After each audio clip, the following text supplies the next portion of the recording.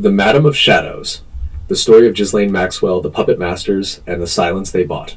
She was born into power, she lived off secrets, and she fell into the darkness that she helped build. Her name? Ghislaine Noel Marion Maxwell. Born on Christmas Day 1961, like some unholy gift wrapped in British wealth and wartime intelligence. But Ghislaine's story doesn't begin with her. It begins with her father, Robert Maxwell. Who was Robert Maxwell? Media mogul, war hero, spy, and thief. Robert Maxwell was a Czechoslovak-born Jew who survived the Holocaust, joined the British Army, and reinvented himself as a publishing tycoon, eventually owning the Daily Mirror, a major UK tabloid. But his empire was built on lies. Behind the curtain, Maxwell had long been suspected of working with multiple intelligence agencies, MI6, Mossad, and possibly even the KGB, a master manipulator of information, a dealer in state secrets. He was found dead in 1991, floating off his luxury yacht, the Lady Ghislaine, naked, bloated, mysterious. Was it suicide? Was it a heart attack? Or was he pushed, silenced by the very people he once served?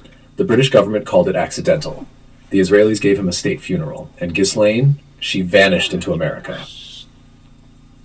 Ghislaine and the American Web. By the mid-1990s, Ghislaine reemerged in New York high society. Elegant, charming, untouchable. She was often seen at charity galas, private clubs, and political events, always one step behind the man she was never supposed to meet. Jeffrey Epstein. Who was Jeffrey Epstein? A financier with no clear origin, a teacher without a degree, a Wall Street player with invisible clients.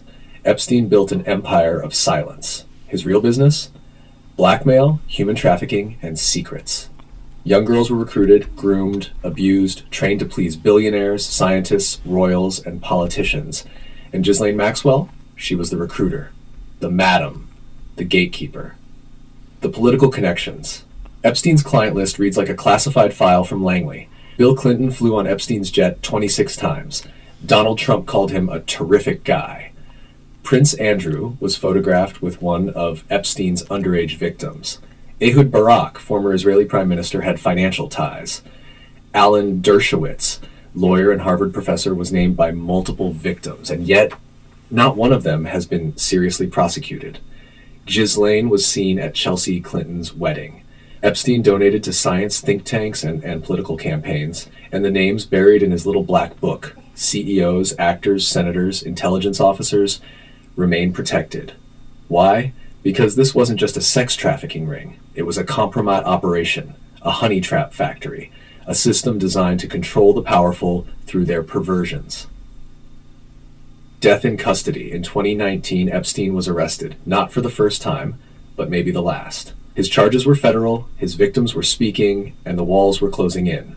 He was placed under suicide watch at Metropolitan Correctional Center in Manhattan, and then the cameras failed. The guards fell asleep, the logs were forged.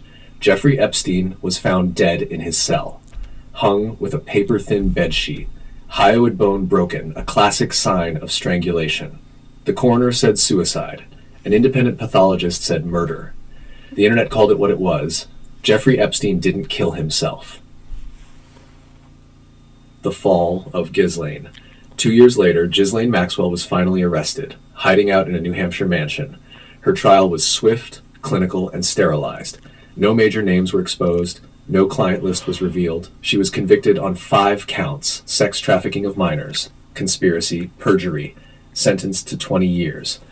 But the silence continues. No Clinton testimony, no royal subpoena, no Hollywood names, no accountability. Conclusion. The system protects its own winner.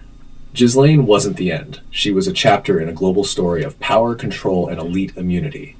From the British royal family to American presidents, from Mossad to Manhattan, this was never about one man.